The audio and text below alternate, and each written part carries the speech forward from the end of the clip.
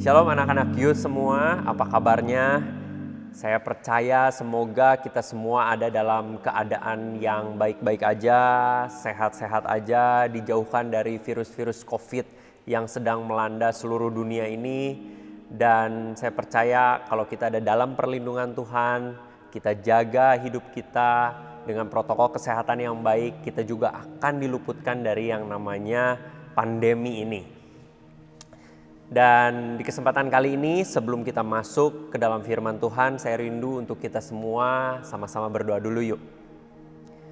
Tuhan Yesus, terima kasih Tuhan buat hari ini, hari yang sudah Engkau berikan kembali kepada kami di saat yang indah ini Tuhan. Kalau kami masih Engkau pelihara sampai detik ini, kami percaya itu semua adalah kasih karunia-Mu, itu semua adalah anugerah-Mu Tuhan, itu semua adalah berkat-berkat-Mu ya Tuhan dalam kehidupan kami Tuhan. Terima kasih untuk pemeliharaan-Mu, penyertaan-Mu, berkat-Mu Tuhan sampai saat ini. Kalau sebentar kami ingin mendengarkan kebenaran firman-Mu ya Tuhan, kiranya bukakan setiap hati dan pikiran kami supaya kami bisa menerima dan melakukan firman-Mu Tuhan dalam kehidupan kami. Terima kasih Tuhan, kami siap mendengarkan firman-Mu. Hanya di dalam nama-Mu Tuhan Yesus kami sudah berdoa dan mengucap syukur. Amin. Shalom teman-teman, jumpa kembali sama saya Ari Aswin di ibadah Battle Youth Online kali ini. Dan di kesempatan kali ini kita akan membahas tentang bagaimana sih menjadi terang di dalam dunia kerja. Sebelum masuk ke firman Tuhan, saya rindu kita semua baca Matius 7 ayat 17 sampai 20. Dikatakan demikian. Demikianlah setiap pohon yang baik menghasilkan buah yang baik, sedangkan pohon yang tidak baik menghasilkan buah yang tidak baik. Tidak mungkin pohon yang baik itu menghasilkan buah yang tidak baik, ataupun pohon yang tidak baik itu menghasilkan buah yang baik. Dan setiap pohon yang tidak menghasilkan buah yang baik pasti ditebang dan dibuang ke dalam api. Jadi dari buahnya lah kamu akan mengenal mereka. Teman-teman, di tengah dunia sosial media yang begitu hebat saat-saat ini, semua orang itu pengen terlihat hebat, pengen terlihat keren, pengen terlihat mungkin pengen terlihat pintar, pengen terlihat lucu di mata orang lain yang ada di dalam sosial media. Tapi rata-rata orang-orang yang mengumbar segala hal yang ditampilkan di sosial media itu kehidupan aslinya itu kebalikannya. Dan ketika seseorang begitu ingin terlihat baik di sosial media, maka seringkali, saya tidak bilang semua orang, tapi seringkali ada yang salah dalam kehidupan orang tersebut. Dan kalau kita lihat ayat yang tadi, dari buahnya lah seseorang itu akan dinilai. Dari buahnya lah seseorang itu akan dikenal. Dan dari buahnya lah Tuhan mengenal seseorang. Dan ketika kita berbicara tentang buah, itu adalah hasil dari sebuah pohon. Apa itu pohonnya? Pohonnya adalah kita semua. Ketika kita berbicara tentang sebuah pohon, saya percaya ini berbicara tentang aslinya seseorang, aslinya kita. Pohon itu adalah keasliannya kita. Dan dari aslinya seseorang akan terlihat juga buahnya. Nah, aslinya kita ini tuh seperti apa sih? Yuk kita sama-sama ketik di chatnya, aslinya kamu tuh kayak apa sih?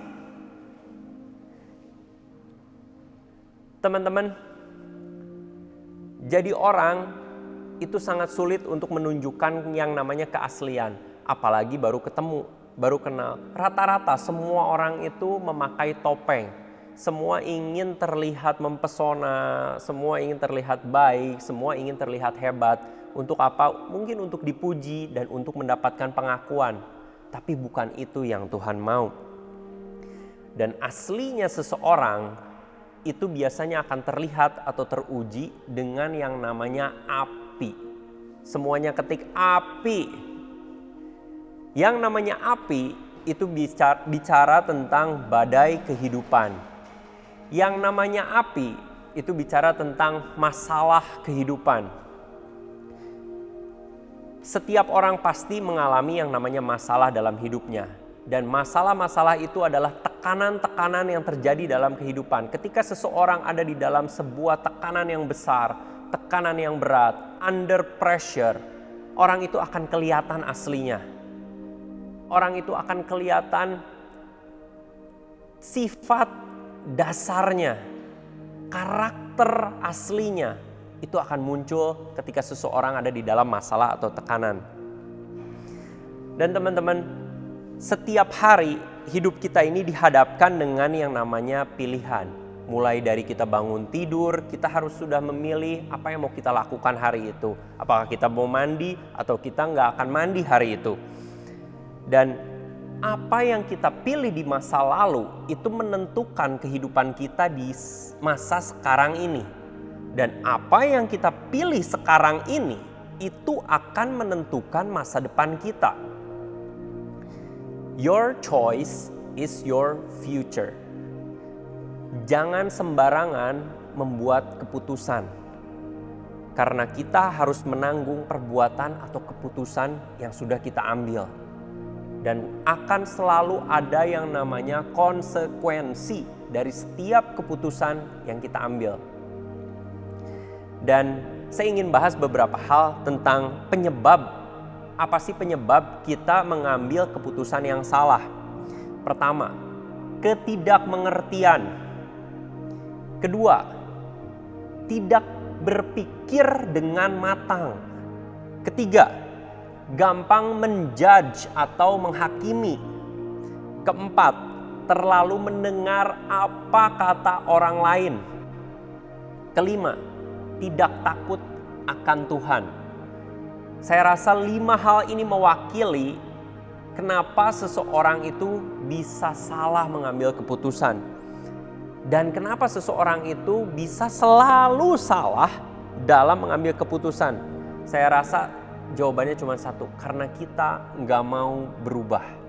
Karena kita, saya ulangi lagi, nggak mau berubah. Coba kita sama-sama ketik di chatnya. Ayo kita sama-sama berubah yuk. Gimana kita mau hidup di masa depan itu tergantung keputusan kita hari ini. Ubahlah cara hidup kita, maka masa depan kita pun pasti akan berubah. Teman-teman, semua orang di dunia ini memiliki musuh yang sama. We have common enemies. Siapakah itu atau apakah itu? Jawabannya bukan iblis, karena ada orang-orang yang berteman dan tidak bermusuhan dengan yang namanya iblis. Tapi ada satu hal yang menjadi musuh kita semua. Apa itu namanya? Namanya adalah waktu. Sama-sama ketik, waktu. Di Efesus 5 ayat 15-16 itu dikatakan, karena itu perhatikanlah dengan seksama bagaimana kamu hidup. Janganlah seperti orang bebal, tapi seperti orang arif. Dan pergunakanlah waktu yang ada, karena hari-hari ini adalah jahat.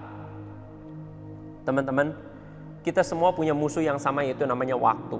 Waktu ini tidak berpihak pada siapapun. Waktu itu terus berjalan. Ketika kita tidak mempergunakan waktu sebaik-baiknya, maka kita akan ketinggalan. Ketika banyak orang lain di luar sana mungkin yang tidak percaya Tuhan, itu benar-benar memanfaatkan waktunya dengan baik. Dan kita yang tidak memanfaatkan waktunya dengan baik, otomatis kita pasti ketinggalan dengan orang-orang yang tidak percaya. Udah saatnya ketika firman Tuhan jelas-jelas berkata, pergunakanlah waktu yang ada. Karena hari-hari ini adalah jahat. Dan penyakit yang paling umum yang menjangkiti semua orang, apa sih namanya? Namanya adalah malas. Semuanya sama-sama ketik, malas. Orang yang malas itu kalau kerja itu harus selalu apa? Satu, disuruh-suruh. Nggak bisa inisiatif, selalu disuruh-suruh, harus disuruh. Itu pun istilahnya dalam bahasa Sunda mungkin berat bujur atau berat sekali pantatnya untuk bergerak. Harus selalu disuruh-suruh dan didorong-dorong. Yang kedua, harus selalu diawasi. Nah ini dua ciri orang yang malas. Ketika bekerja harus selalu disuruh-suruh, dan yang kedua harus selalu diawasi. Karena kalau nggak diawasi pasti kerjaannya nggak akan beres atau nggak akan benar. Di Amsal 6 ayat 6-8 dikatakan bahwa, "Hai pemalas, pergilah kepada semut, perhatikanlah lakunya dan jadilah bijak. Biarpun tidak ada pemimpinnya, pengaturnya, atau penguasanya, ia menyediakan rotinya di musim panas dan mengumpulkan makanannya pada waktu panen." Teman-teman, kita harus belajar seperti semut yang sudah punya naluri aslinya itu rajin. Jangan jadi orang yang malas, yang harus selalu disuruh-suruh dan selalu diawasi. Dan saya ingin menyampaikan bahwa satu-satunya modal untuk supaya kita anak-anak Tuhan itu bisa berhasil dan jadi dampak dimanapun Tuhan tempatkan kita berada, entah itu di tempat kerja ataupun di kampus ataupun dimanapun di keluarga sekalipun, satu-satunya modal kita untuk berhasil itu adalah trust atau kepercayaan.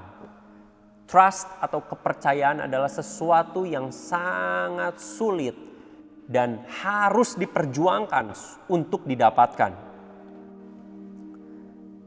Amsal 28 ayat 20 dikatakan bahwa orang yang dapat dipercaya mendapat banyak berkat, tapi orang yang ingin cepat menjadi kaya tidak luput dari hukuman. Teman-teman, dengan yang namanya trust atau kepercayaan, kita itu sedang membangun yang namanya nama baik atau reputasi. Dan dengan reputasi, dengan nama baik, kita bisa memiliki yang namanya prestasi. Dan dengan prestasi, kita akan memiliki atau mendapatkan yang namanya posisi. Dan dengan posisi, kita akan memiliki yang namanya pengaruh atau berdampak itu sendiri. Dan semakin tinggi posisi kita atau seseorang, maka semakin besar juga pengaruh atau dampak yang bisa kita berikan. Sejauh apa hidup kita ingin berdampak? Nah sekarang gimana sih caranya, langkah-langkahnya supaya kita bisa dapetin yang namanya trust ini atau kepercayaan ini? Untuk bisa mendapatkan yang namanya trust, kita cuma perlu dua hal. Dua hal saja. Apa itu? Integritas dan kapasitas. Tanpa integritas, tanpa kapasitas, kita akan sulit sekali mendapat yang namanya trust atau kepercayaan. Dua hal ini adalah dua hal yang harus ada, tidak bisa salah satunya berdiri sendiri untuk mendapatkan yang namanya trust. Integritas dan kapasitas. Apa sih integritas? Integritas adalah selalu melakukan apa yang benar walaupun tidak ada yang melihatnya. Jangan bekerja untuk dilihat orang. Jangan bekerja untuk pujian, apalagi untuk yang namanya konten. Please, jangan bekerja untuk itu semua. Bekerjalah dengan rajin, karena kita memang aslinya rajin dan jujur. Kita memang aslinya orangnya rajin, kita memang aslinya orangnya jujur. Itulah yang namanya integritas. Dan apa sih kapasitas? Kapasitas adalah kemampuan seseorang dalam melakukan sesuatu. Kapasitas ini harus diperbesar. Supaya apa? Supaya kita bisa menampung tanggung jawab yang lebih besar. Setiap kapasitas seseorang apabila tidak diperbesar, maka dia akan segitu-segitu aja. Dan apa yang terjadi? Orang ini gak akan kemana-mana. Trust yang didapatkan pun ya segitu-segitu aja. Seberapa besar kita ingin dipercaya Tuhan untuk berdampak dalam hidup kita?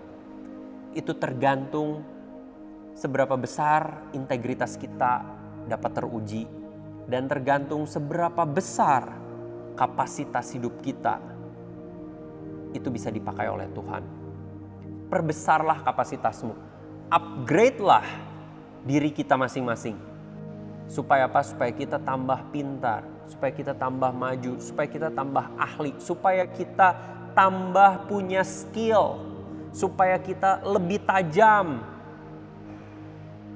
Dan untuk itu kita harus fokus.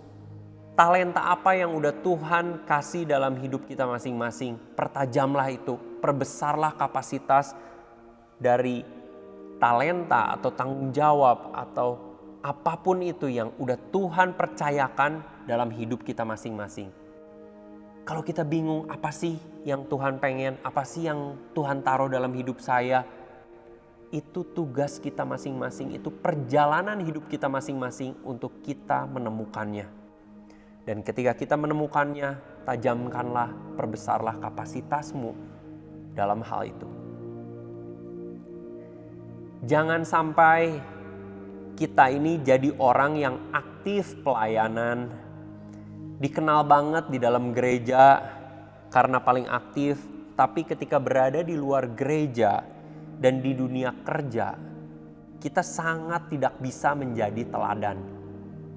Teman-teman, dimanapun Tuhan tempatkan kita berada, bukan cuma di dalam gereja, tapi di luar gereja, di tempat kerja, di kampus, di keluarga, dimanapun. Kita semua itu dipanggil untuk menjadi yang namanya teladan. Sama-sama ketik teladan. Itu adalah panggilan kita semua. Kita harus jadi contoh. Supaya apa? Supaya kita bisa bawa orang pada Kristus. Supaya kita bisa bawa orang pada perubahan. Orang-orang menjadi hidupnya lebih baik. Karena apa? Karena ada seseorang yang namanya kita yang bisa jadi teladan buat mereka. Dan banyak sekali orang-orang Kristen yang jadi batu sandungan di luar sana.